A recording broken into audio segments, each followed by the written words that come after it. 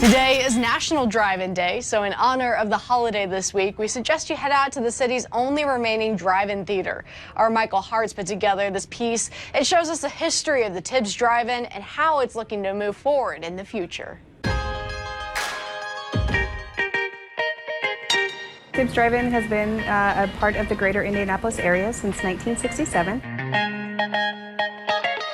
We bought it from the previous owners in 2019. Ed and Agnes Quilling, they had owned it since 1994.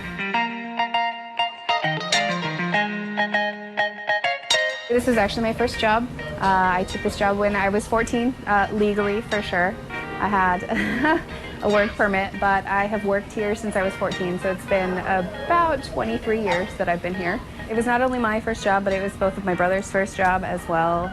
So it just has a lot of nice, cozy history in my family generally, but it was a great place to work in the summertime for me as a teenager and then as an adult. And I kind of had a close relationship with the previous owners, and they kind of set me up to purchase the business when I was in my late 20s. And since then, we have put in some new fencing around the perimeter. We have painted the screens. We've started new parking over in screen number 4. So the old parking was a double row, and we've converted it to single rows so that people get a little bit more space. Because vehicles aren't as small as they used to be. Right now, we have about 1,400 parking spaces, so about 2.5 people per car. We can carry about 2,800 to 3,000 people if we're at full capacity. Upstairs, we do use digital projection. We converted to digital in 2016. A lot of people don't know the ins and outs of the contracts that we have with the studios, but most of it is which studios are willing to play with other studios and things like that. And obviously we can't bring in every single new release. We do only have 4 screens, but we try our best to bring in those that we feel like the Indianapolis area would appreciate. But we do try to bring in some eclectic stuff. So we have brought in some anime titles, like we just played Knights of the Zodiac. Last year we played the Dragon Ball Z movie. We try to play some smaller studio films as well. So we do a lot of A24 stuff, which has been very popular in the last few years. And then, big blockbusters like Spider-Man Across the Spider-Verse. With the way that indoor theaters are, they've converted to the larger seating and for comfort, and they serve food and things like that. But you really only get to experience that movie with about 100 other people. When you come out to the drive-in, you get to experience that movie with thousands of other people. And so just the feeling of being outside with thousands of your peers watching the same exciting movie, hearing all the gasps and the laughs and the screams if it's scary. It's a bigger community experience. Hi. What movie? It used to be extremely popular. People loved to go to drive-ins, park in your car, watch your movie. As it gets darker, more and more cars arrive. Bring our own food. Bring our own food to eat. Little picnic like.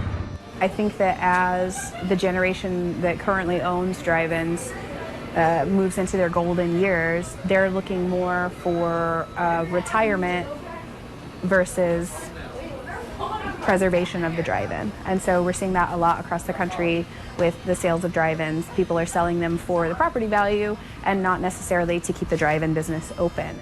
When it opened its gates in 1953, there wasn't much else around here.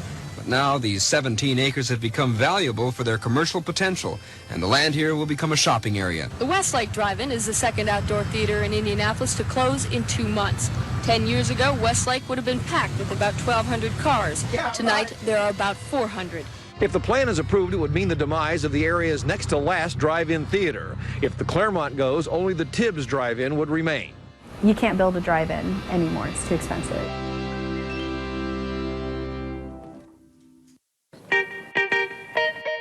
Every decision that we make has Indianapolis and the greater Indianapolis area in mind. We're thinking about your family, your friends, and all of that money does pour back into the community, right? So we're improving this business, we're improving the community. We work with local fundraisers and schools and colleges.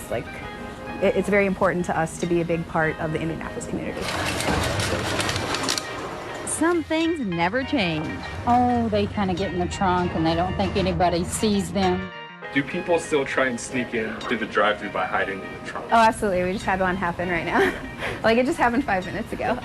So it does happen. Unfortunately, people are not very good at being sneaky, and we 9 times out of 10 catch them. And unfortunately for you, if you try to sneak in the trunk, we will charge you double for the person who did sneak in. So if you're caught sneaking in, just keep in mind you're going to have to pay twice the ticket price if you want to stay.